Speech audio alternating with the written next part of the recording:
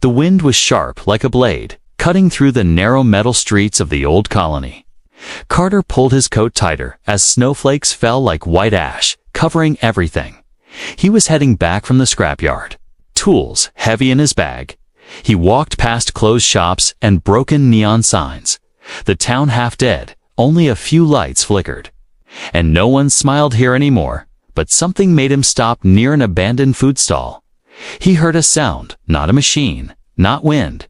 It was a small cough. Weak. Barely there, Carter turned and looked under the collapsed metal counter.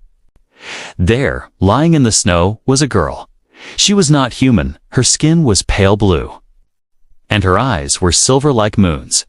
She had no clothes, only a thin piece of cloth tied around her like a broken curtain.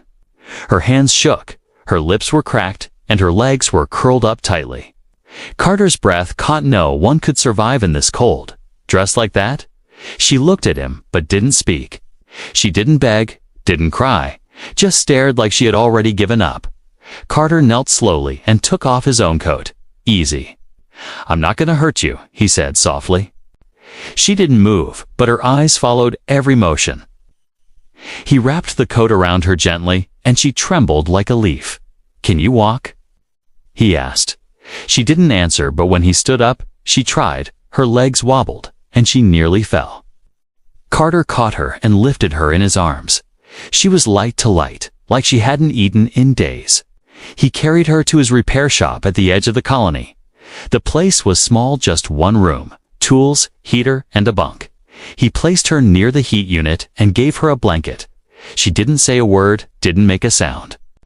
He gave her a bowl of stew and left it on the table. She looked at it, then turned her head away. Carter didn't push her, just sat and worked on a broken drone. Hours passed. Night fell. The snow thickened. When he turned around, the bowl was empty. She had eaten quietly. When he wasn't looking, the next morning, Carter woke up and found her sitting near the heater. Still silent, but awake, watching him fix things. He smiled gently, feeling better. She blinked once, but gave no answer. Later that day, Carter went into town to get more food. Some locals whispered behind his back, "You took her in? Are you crazy?" She was dumped in the snow for a reason. Those types, they're trouble. Carter ignored them all and returned to his shop. He found the girl cleaning his tools, wiping them slowly with a cloth. "You don't have to do that," he said. Surprised, she paused, then kept cleaning. That night, Carter set out a new blanket and clean clothes. When he awoke, she had changed into them and folded the old rags neatly. Still no words, but her eyes no longer looked empty. He started talking to her every day, even if she didn't answer, telling her stories, making small jokes, asking nothing in return. Sometimes her lips moved like she wanted to speak, but no sound came. One evening, Carter said softly, "You can stay here. As long as you want." She looked at him, eyes wide. He added, "No one will hurt you here. I promise." A long pause. Then, for the first time, she nodded, slowly, gently. A silent yes. That same night, a strange light flashed across the colony sky. A ship had entered orbit, backed, silent. Carter stepped outside and stared up, uneasy. When he turned back inside, the girl was gone. He looked everywhere till he found her hiding under the floor panels. Shaking, he reached down and said, "You're safe. I won't let them take you." She opened her mouth, and finally, a whisper came. "Run?" Just one word, but filled with fear. Carter touched her shoulder and said, "Not running. Not leaving. Not anymore." He didn't know who was coming, or what danger she had escaped.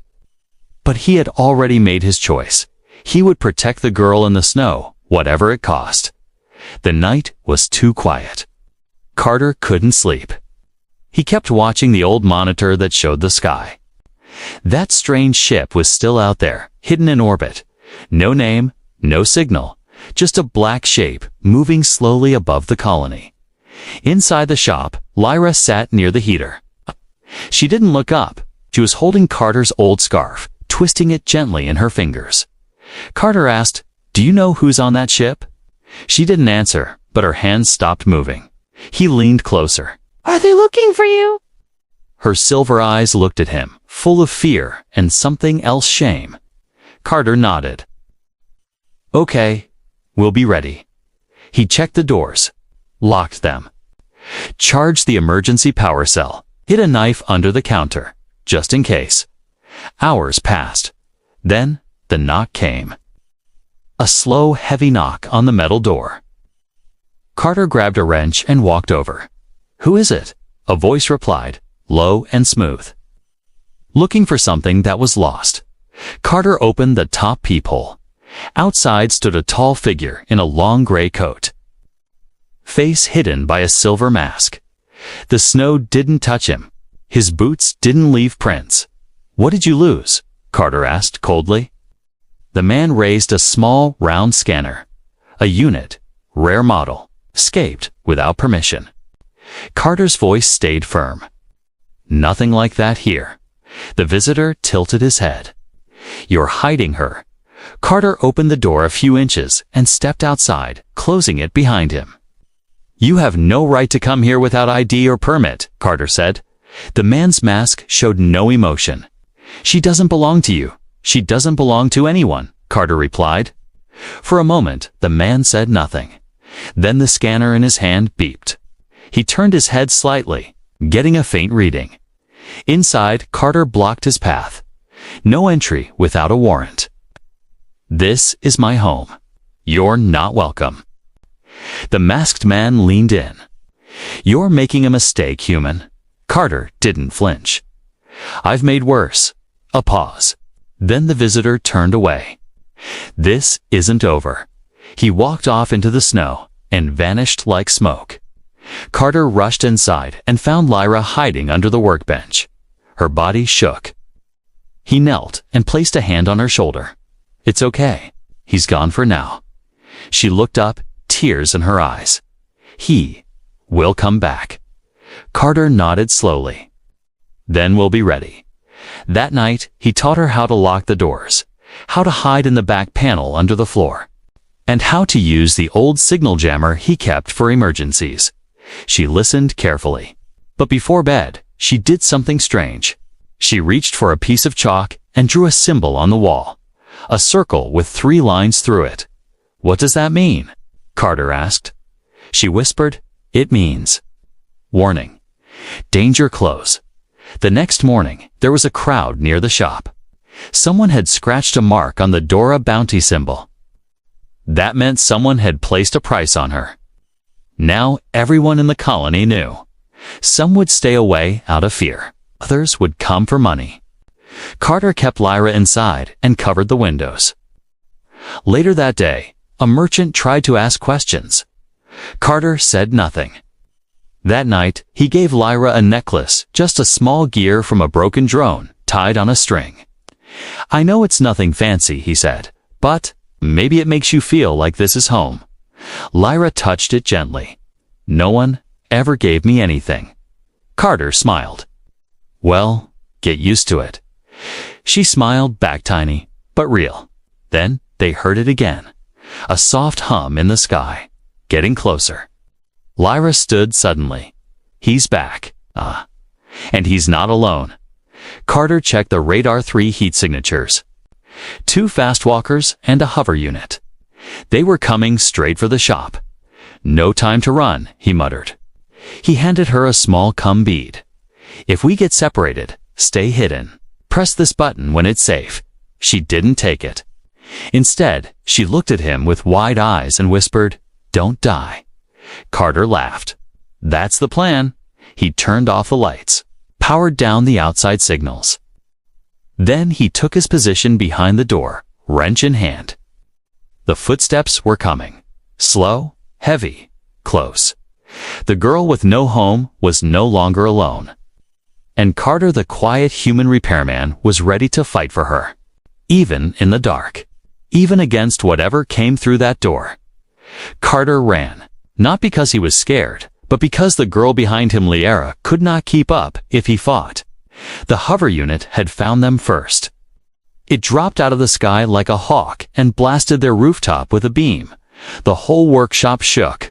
Carter grabbed Lyra's hand and yelled, "We move now." The back wall burst open, and they slipped through the narrow alley behind the building. Smoke filled the air. The warning mark on the door burned red. They had activated the bounty protocol. They weren't just after Lyra now. They wanted anyone who helped her gone. Carter dragged her through side paths and shortcut tunnels only he knew routes used long ago by scrap runners. The main colony market was ahead. Bright lights, loud voices, moving crowds. Perfect place to hide. Or get caught. "Stay close," Carter whispered as they slipped into the crowd. Lyra's clothes were too clean, her silver eyes too bright. She stood out even when she tried not to. Carter pulled an old hood over her head and handed her a scrap pusher's jacket. "Wear this. Keep your head down. Don't speak." They passed stalls selling rotten food, broken machines, illegal weapon chips.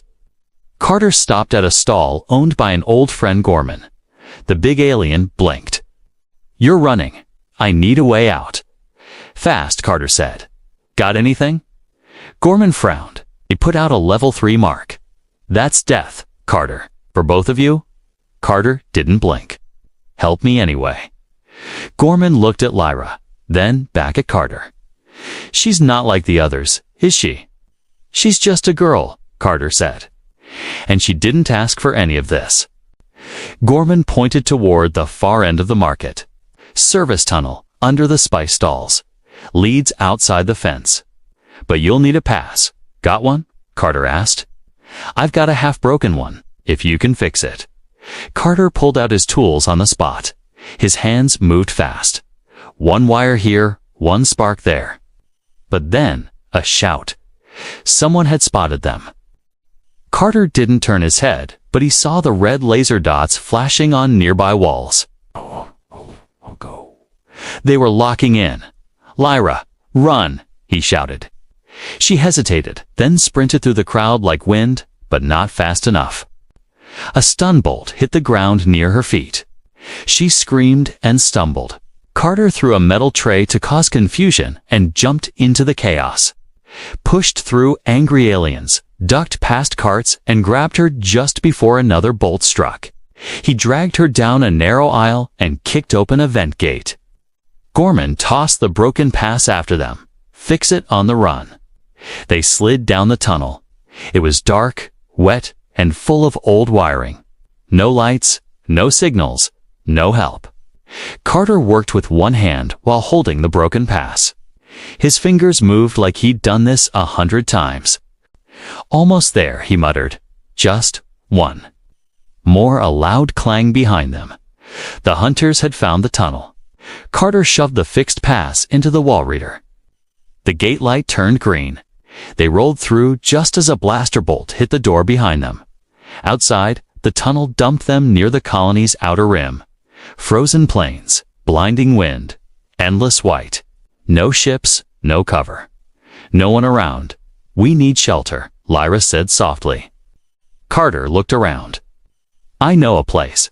He led her toward an old mining hut 2 miles out. It was a ruin, but had a power cell and hidden supply stash. They got inside just before the storm rolled in. Inside the hut, Carter collapsed. His chest heaved. His hands were cut. Lyra sat beside him, silent. Then she reached for a bandage. "You saved me again," she said. Her voice was quiet, but strong. Carter looked at her and smiled. "You're worth saving." "No one ever said that before," she whispered. "You've never met the right people," Carter replied. Outside, the wind howled like a monster. But inside, for the first time, Lyra closed her eyes and slept. Safe, but the hunter ship was still in orbit. And now, they weren't just hunting her. They were tracking Carter too. His name had just appeared on the bounty board, marked as traitor to contract. Protector of alien property. Keel on sight. The storm howled all night. Carter sat by the old mining hut's wall, his back pressed against cold steel. He couldn't sleep. Not with the wind screaming like ghosts outside, and not with the bounty on his head now. Across the room, Lyra slept on a folded blanket, breathing softly. Her face was peaceful, but her hands stayed curled, ready to fight or flee. Even in rest, she didn't feel safe. Carter understood that feeling too well. He checked the old scanner on the wall. It flickered, barely alive, but it picked up a faint signal. The hunter ship was still circling above. They didn't stop. They didn't give up. And now they had his name. Carter looked at his hands, dirty, cracked, and bloodstained. He had never been a hero, just a mechanic, a fixer. But now he was the only shield between Lyra and the monsters that made her run. Morning came slowly, with pale light leaking through the cracks in the roof. Lyra woke, sat up, and rubbed her eyes. "Storm's lighter now," Carter said. She nodded. Then whispered, "You stayed awake all night." He shrugged. "Didn't want to miss the sunrise." Lyra gave a small smile, but her eyes were heavy with worry. They shared a small breakfast-dried food packs and melted snow. Then Carter opened the hidden storage panel in the floor. Inside were old supplies from the mining days, batteries, medkits, and one battered hoverbike. "It runs?" Lyra asked. "Barely," Carter replied.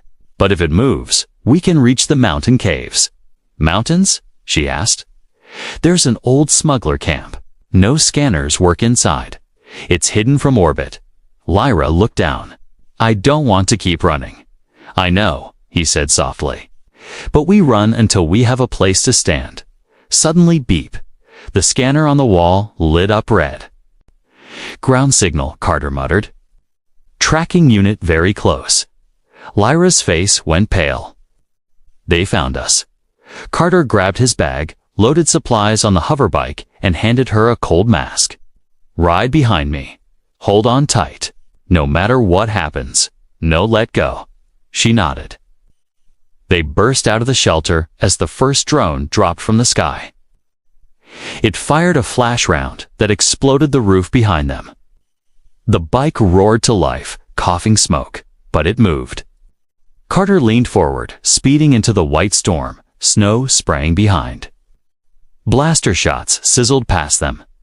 One struck the ground near the bike and threw up a burst of ice. Lyra screamed but held tight. Two more drones joined the chase, weaving through snow pillars like hawks. Carter swerved, dodged, and pushed the dying engine harder. The mountains rose ahead, gray teeth breaking the sky. "There," he shouted. A narrow crack opened in the rock wall, a hidden pass. He aimed straight for it, but the bike was too slow. A drone locked on. Red light blinked. "Brace!" Carter yelled, turning the bike sharply. The drone fired and missed. The shot hit a snow cliff above them, triggering a small avalanche. Carter ducked into the rock crack just as snow crashed down, blocking the entrance behind them. The drones were cut off. Inside the cave, it was dark and quiet. Safe for now. Carter parked the bike and slumped against the wall. His arms shook. His heart pounded. Lyra sat beside him, breathing fast. After a long silence, she whispered, "Why do you keep helping me?" Carter looked at her. "You were thrown away. Like junk," he said. "I know how that feels." She blinked. "I used to be a soldier," he said quietly. "Long time ago. Left after my unit. Left me behind. Thought I was dead." "What happened?" she asked. "I survived," he replied. "But I never helped anyone again. Until I saw you." Lyra reached into her pocket and pulled out the gear necklace he gave her. She handed it back. "No," Carter said. "It's yours." She placed it around her neck, slowly. "Then I stay," she whispered. His eyes softened. "We'll rest, but not forever. We have to keep moving soon." Lyra nodded. But far above, in the hunter ship's cold control room, a voice said they entered the mountain zone. "Activate ground units, full force." The hunt was far from over. And soon, even the mountains would no longer be safe. The cave was cold. Not like outside, where snow bit the skin. This cold was deep, heavy, and quiet. It sank into the bones. No sunlight, no color. Only dark gray stone and echoes. Carter lit a small fire, using an old heat crystal. The flames danced weakly, but it was enough to keep them warm. Lyra sat close, her knees hugged to her chest. She watched the fire with eyes full of memories, scars, silence, fear. Carter saw it but didn't ask. Instead, he tossed another crystal into the flame. "You ever been in a cave before?" he asked softly. "They're good for hiding," he said, "but bad for sleep." She smiled a little, then whispered, "I used to sleep in cages." Carter looked at her. "Not anymore." Lyra's eyes shimmered in the firelight. A strange comfort hung between them. Fragile, new, but real. Carter checked his tracker. The signal jammer was still active, but he knew it wouldn't last forever. "They'll come," Lyra whispered. "They always come." Carter nodded. "Let them." She looked at him. "You'll die." He smiled faintly. "Only if I stop moving." Hours passed. Carter fixed what he could on the bike. Lyra explored the cave's walls, touching old mining marks. She found strange symbols, carved deep smuggler signs from long ago. One said, "Exatrite Tunnel 200 steps." They decided to follow it, just in case. But as they packed their things, a sound echoed from behind. Boots, heavy, marching. Carter froze. "They found us." He grabbed the fire crystal, stomped out the flame, and pulled Lyra close. No talking, no sound. "Move." They slipped into the side tunnel, the one marked 200 steps. It was narrow, full of sharp turns and low ceilings. Perfect for hiding. Terrible for fighting. Behind them, voices echoed. "He's close." The girl, too. Orders are to take the girl alive. Kill the human. Carter's grip tightened on the wrench he carried. They moved faster. Lyra whispered, "Left up ahead." "There's a split." They turned. The tunnel widened. Opened into a cavern. Inside were old supplies, food crates, old solar batteries, dried power gel. "Smugglers left this," Carter said. He grabbed what he could. Lyra took 2 small knives from a broken crate. Then blaster fire behind them. A warning shot hit the wall. "Stop running." The hunter's voice boomed. Carter pulled Lyra into the shadows. He placed one hand on her shoulder. "Go left. Find the way out. Don't wait for me." Her eyes went wide. "No, please," he said. "I'll slow them down." But Lyra didn't move. Instead, she stood beside him, eyes fierce. "I'm not going back," she said. "Not again. If you fight, I fight." Carter hesitated, then nodded. They had one chance. He grabbed a fuel pack from the smuggler crate and wired it to the fire crystal. "What are you doing?" Lyra asked. "Setting a trap." The hunters entered the cavern, weapons raised. Carter threw the crystal. The fuel exploded. Flames roared through the cave, filling it with heat and light. The hunters ducked, blinded. Lyra jumped forward, knives flashing. One hunter fell, his helmet cracked, sparks flying. Carter tackled the second, slamming his wrench into the weapon. The fire spread fast. The whole cave trembled. Too hot. Carter yelled, "We have to go." They ran through the back tunnel, the one marked by Lyra's symbol. The exit appeared a hole in the rock, leading to a steep, snowy cliff. Behind them, fire and smoke poured out like a dragon's breath. Carter turned. "We did it." Lyra was breathing hard, her hair singed, eyes bright. "You fought," he said. "I remembered who I was," she replied. He smiled. "Who are you?" She stood tall, not a slave, not property. "I'm Lyra." Far above, the ship's AI blinked red. "Unit has engaged."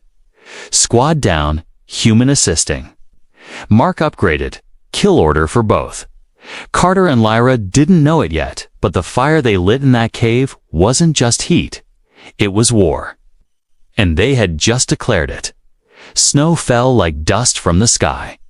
Carter and Lyra stood at the edge of the cliff, staring at the frozen valley below. No roads, no tracks, no help. Just endless white, cold winds and silence. Behind them, smoke curled from the cave's mouth. The fire had slowed the hunters, but not stopped them. Carter's hand bled. His jacket was torn. His face was pale. Lyra walked beside him, silent, but her steps were strong now. "They'll follow again," she whispered. "I know," Carter replied. He looked up. The hunter ship still floated in orbit, black like a shadow over the stars. They were being watched, hunted, marked. "Only one place left," Carter muttered. He pulled out a small, broken metal square from his coat. "A beacon." "What's that?" Lyra asked. "An old signal," he said. "I never used it. But someone owes me a favor. A big one." He didn't explain more, just activated it. The light blinked red, then blue, then green. The signal was sent. Now they had to survive long enough for help to come. They moved across the frozen field, heading toward the abandoned tower. It was dead, but had power lines below enough to stay warm, enough to hide. Halfway there, Carter stumbled. Lyra caught him. "You're hurt." "It's nothing." She pulled back his coat. Blood soaked the side of his shirt. "You were hit," she said. "Not deep," he muttered. "You lied."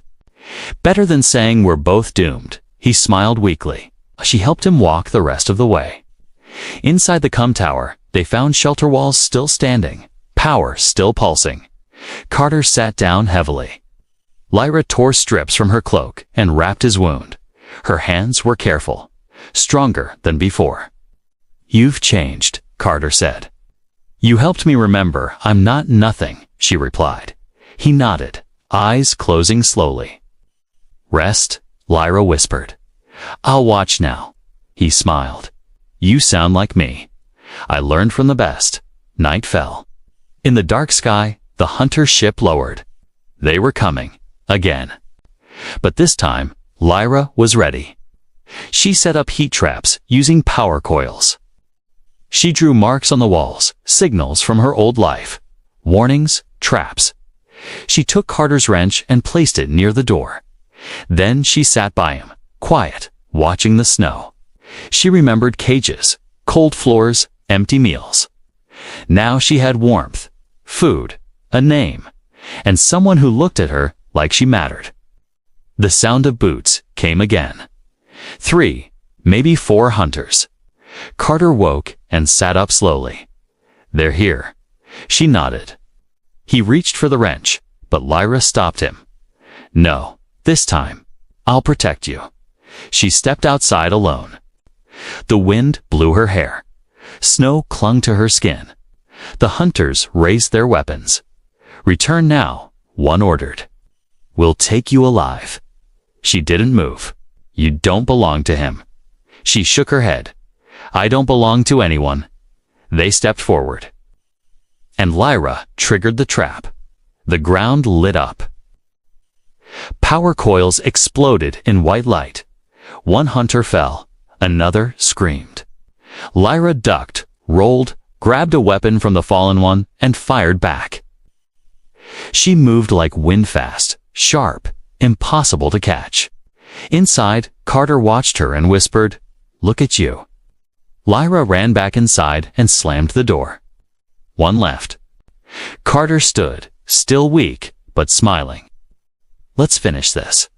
Together, they faced the last hunter. He pointed his blaster at them, hand shaking. "You protect her," he said to Carter. "Yes," Carter replied. "She's not worth it." Carter stepped forward. "Then why are you afraid of her?" The hunter hesitated. Lyra walked up. "You're done." She pressed the weapon to his arm and stunned him.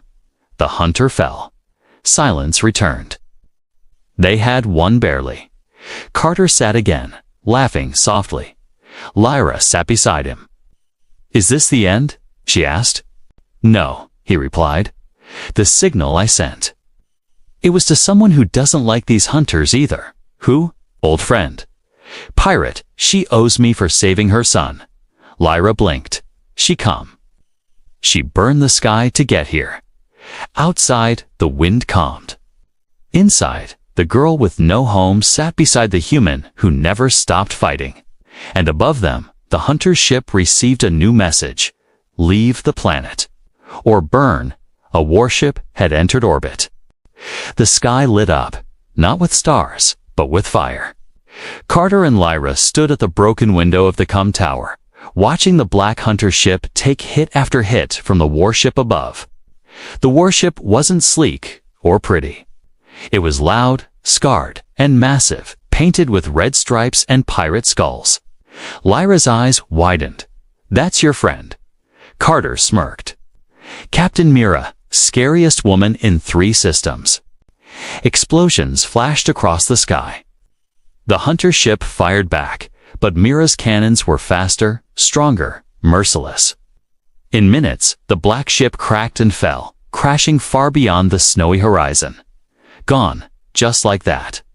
Lyra stared, frozen. There. Gone. They won't come again, Carter said.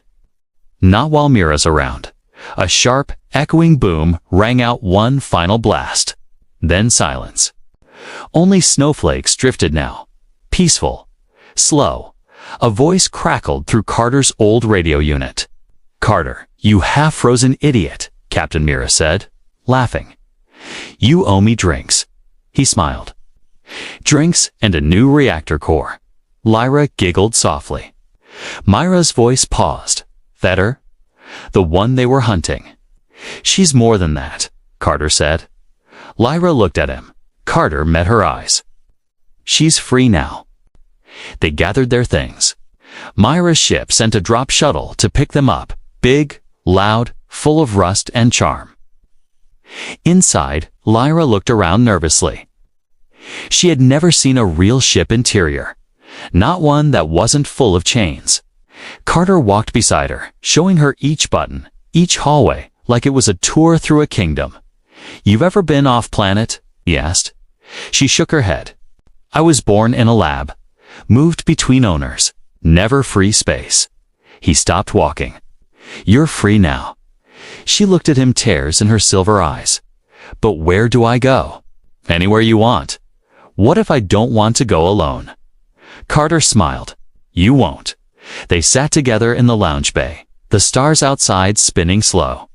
Captain Mira stepped in, tall and proud with a half-metal face. She looked at Lyra, then at Carter. You always find trouble, Mira said. Carter nodded. She's worth it. Lyra stood up. She didn't hide anymore. Thank you for saving us. Mira grinned. Don't thank me. Just promise you'll stop breaking my ship. They all laughed. Later that night, in the quiet cabin Myra offered them, Carter placed a small bag on the table. Inside was the old gear necklace.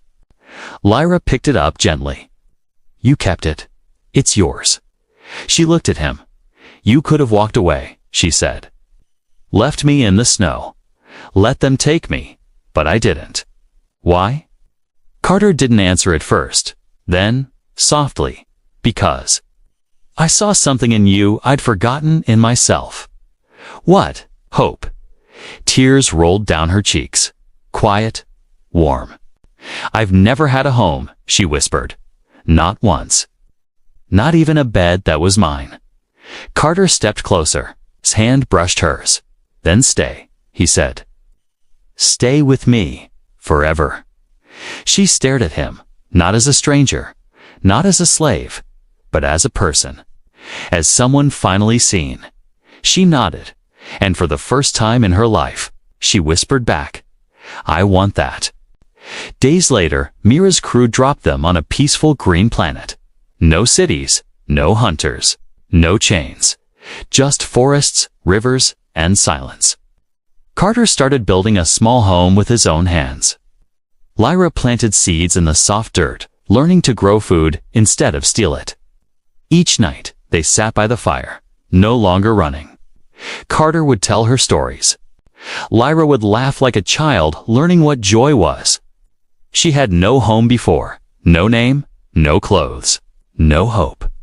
But a single human whispered the words that changed everything. Stay with me forever. And she did.